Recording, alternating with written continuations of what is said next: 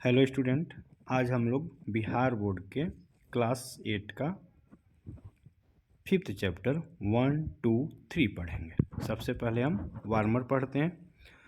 Some people use their body language that is fingers, eyes, facial expression etcetera to express themselves. Some people कुछ लोग अपने बातों को express करने के लिए बॉडी लैंग्वेज मतलब शरीर के भाषा का प्रयोग करते हैं, जैसे फिंगर उंगली का, आईज आँखों का, फेशियल एक्सप्रेशन चेहरे के हाव भाव का। मतलब कुछ लोग ऐसे होते हैं जो अपने आप को एक्सप्रेस करने के लिए, अपनी बातों को एक्सप्रेस करने के लिए, व्यक्त करने के लिए बॉडी लैंग्वेज का, शरीर के भाषा का प्रयोग करते हैं। Have you ever met such person? क्या आप कभी ऐसे पर्सन से, ऐसे आदमी से मिले हैं? इफ़ यस, यदि हाँ, where did you meet them? यदि मिले हैं तो उनसे आप कहाँ मिले हैं? Did you get a chance to interact with any one of them? क्या आपको ऐसा अवसर मिला है कि आप उससे इंटरेक्ट कर सकें या उससे बातचीत कर सकें ऐसे लोगों से? How do you think person communicate without human language? How do you think person communicate without human language? लोग बिना इंसानी भाषा के कम्युनिकेट कैसे करते हैं, बातें कैसे करते हैं? क्या आपने ऐसा सोचा है? आगे पढ़ते हैं। Once there was a rich and powerful king. एक बार एक धनी और शक्तिशाली राजा था। ही थॉट, वह सोचता था, that no one in the world was as powerful as he was. वह सोचता था कि इस संसार में उसके जैसा शक्तिशाली कोई नहीं है। But he told no one about it. लेकिन इसके बारे में वह किसी से कहता नहीं था। वन डे, एक दिन, ही began to wonder whether other could guess what he was thinking. एक दिन वह सोचने लगा कि क्या मैं जो सोच रहा हूँ वो दूसरा कोई अनुमान लगा सकता है। So he called all his officers. इसलिए उसने अपने सभी अधिकारियों को एंड सर्वेंट्स और सभी नौकरों को बुलाया। एंड आस्क्ड देम, और उनसे पूछा, to tell him what thought was in his heart. उसके दिल में क्या सोच है इसको बताएं। Many of them made guess. उसमें से कई लोगों ने अंदाज लगाया, अनुमान लगाया। But no one could satisfy the king with his answer. लेकिन अपने जवाब से राजा को कोई भी संतुष्ट नहीं कर पाया। देन, तब उसके बाद, the king ordered his minister to find someone who could guess his thought. उसके बाद द किंग ऑर्डर, राजा ने अपने मंत्री को आदेश दिया कि ऐसे आदमी को ढूंढो जो उसके सोच को अनुमान लगा सके, सोच का अनुमान लगा सके।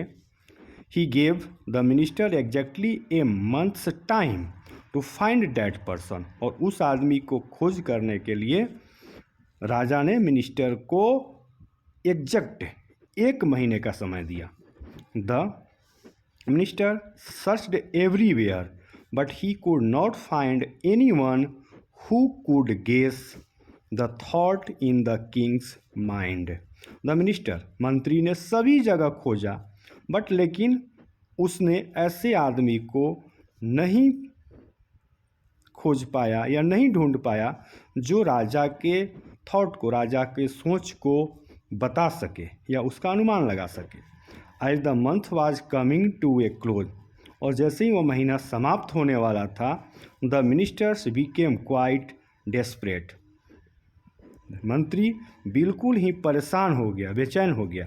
But his daughter cheered him up by saying that she would find the right man for the job. लेकिन उसकी बेटी ने यह बात कहकर उसे खुश किया कि मैं सही आदमी का चुनाव कर सकती हूँ, इस काम के लिए सही आदमी को ढूंढ सकती हूँ। All right, let us see what you can do said the minister. उसके बाद मंत्री ने कहा कि सही है, देखता हूँ कि तुम मेरे लिए क्या कर सकती हो। आगे पढ़ते हैं। When the appointed day arrived, जब नियत दिन आया, the minister's daughter brought home a fool, तो मंत्री के बेटी ने एक मूर्ख को घर लाया, वो एक मूर्ख को घर लेकर आई। The man was a shepherd in their farm, और वह व्यक्ति उन्हीं के फार्म में, उन्हीं के खेत में एक चरवाहा था।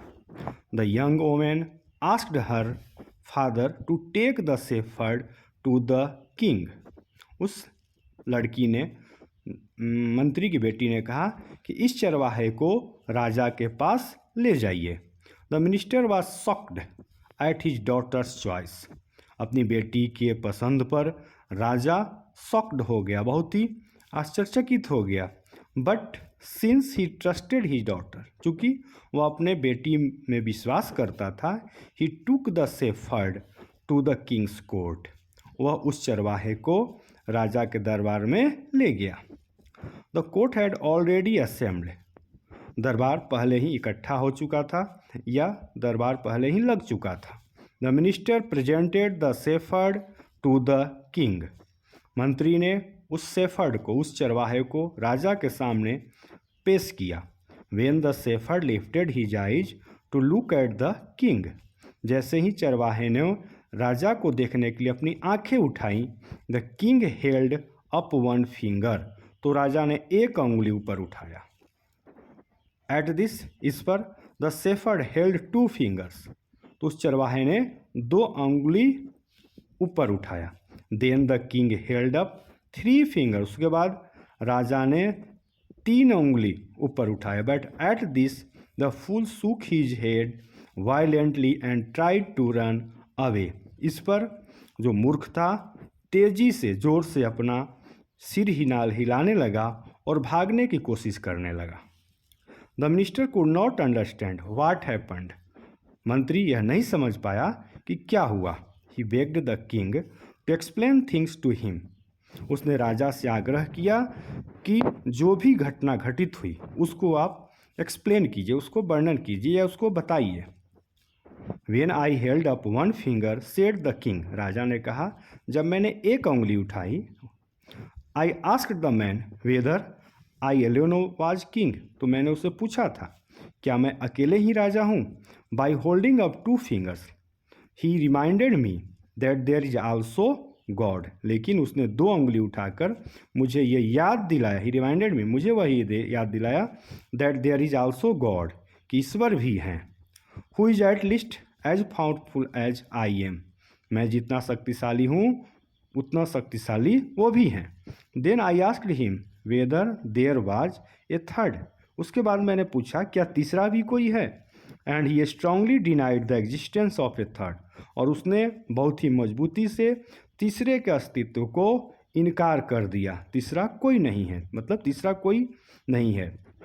This man really read my thought, इस आदमी ने वास्तव में मेरे सोच को, मेरे विचार को जाना। I have been thinking that I alone was powerful, मैं सोच रहा था कि मैं अकेले ही शक्तिशाली हूँ। But he has reminded me, लेकिन उसने मुझे याद दिलाया that there is also God, कि ईश्वर भी है, but no third, लेकिन कोई तीसरा नहीं है।